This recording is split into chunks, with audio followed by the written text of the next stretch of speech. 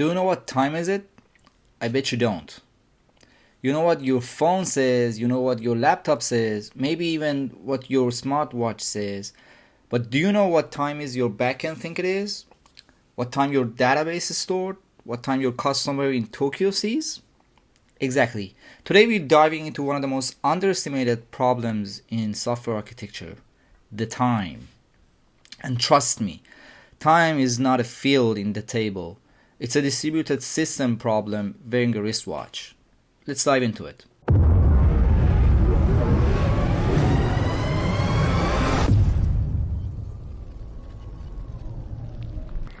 So, time zones are not formatting problems. They are architecture problems. Most systems begin with this innocent little timestamp.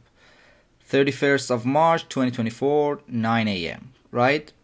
Looks clean, looks professional, but at the same time completely useless. Because what is 9 a.m.? Amsterdam 9 a.m., New York 9 a.m., UTC 9 a.m., browser 9 a.m., server time zone because nobody configured the production properly. Same number, different realities.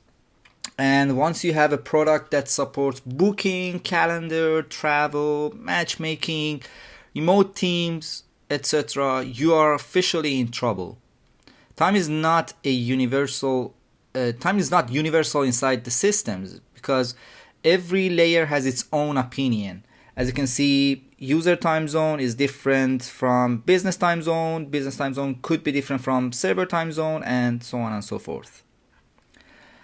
And the kill shot problem is DST, or daylight saving time. Twice a year, governments collectively decide engineers deserve character development. So spring forward, 2 a.m. becomes 3 a.m., which means 2:10, 2:30, 2:59. They never happened. They are fiction. They never existed. Yet many booking systems allow it. Impressively confident, right? And in the fall it comes back, right? So 2 happens twice. So 2:30, which one? First 2:30 or the second 2:30? If your architecture cannot answer that instantly, you don't have a scheduling system. You have vibes. As you can see, your logs look like this at 2 a.m. on DST night, right? It's a whole mess. It's a lot of PagerDuty calls, and you know what I mean. So, we've been there. The works on my machine solution, right? So solution 1 is to store the local time only, right? Just 2026 11:01 1:30, right? It's simple, it's readable, but 6 months later nobody knows what time zone it meant. Supports love this. The anti-pattern number 2 is trust the server time zone and variable, which many of us do, right? Whatever the server runs, we use that. Great. Until you move infrastructure regions, until you scale globally, until you move to AWS with different time zones, with different regions, and or hire customers out of your operating region. That is when the catastrophe happens. Anti-pattern number 3 is offset only timestamps, right?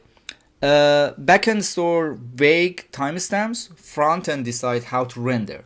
Now iOS shows one thing, Android shows another thing, web another thing, analytic another thing. So same meaning, for truth, right? That's a disaster number 3. And last but not least, manual offsets. Just add +1 hour and be done with it, right? Until DST changes. Then suddenly every meeting shifts and everyone blames the calendar, as they should. So what is the correct answer? What is the correct architecture? What should we do about time? Rule number 1. Store absolute time in UTC. Use one canonical moment. This is not a guess. It is an exact instant, no ambiguity, right? The second rule is to store time zone context. So time zone itself is not enough. You have to keep event time zone, business time zone, user time zone, locale time zone, and now we know when it happens and where it happens. And last but not least, only convert at the edges. So backend stores the truth, frontend displays the perspective, right? Whichever client you have, at the client side, change the time. So same event, Amsterdam sees 10, New York sees 4, Tokyo sees 5 p.m. Nobody's wrong. That's architecture. It's not a bug. It's a feature, right?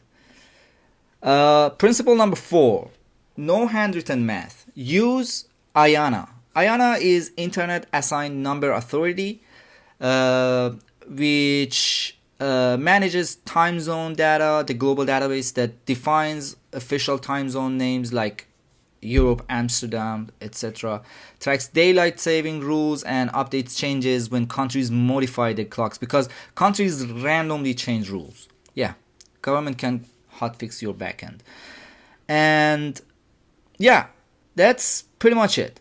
And what about choosing your architecture? As you can see here, each approach comes with its own trade-offs, but that's why we're here, right? For instance, this is DSC safety, about the scalability, option A, B, C, which we are going to just see.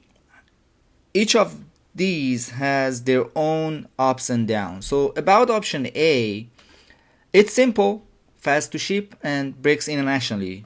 Why? Because we are only saving UTC, right? So it's not going to work internationally.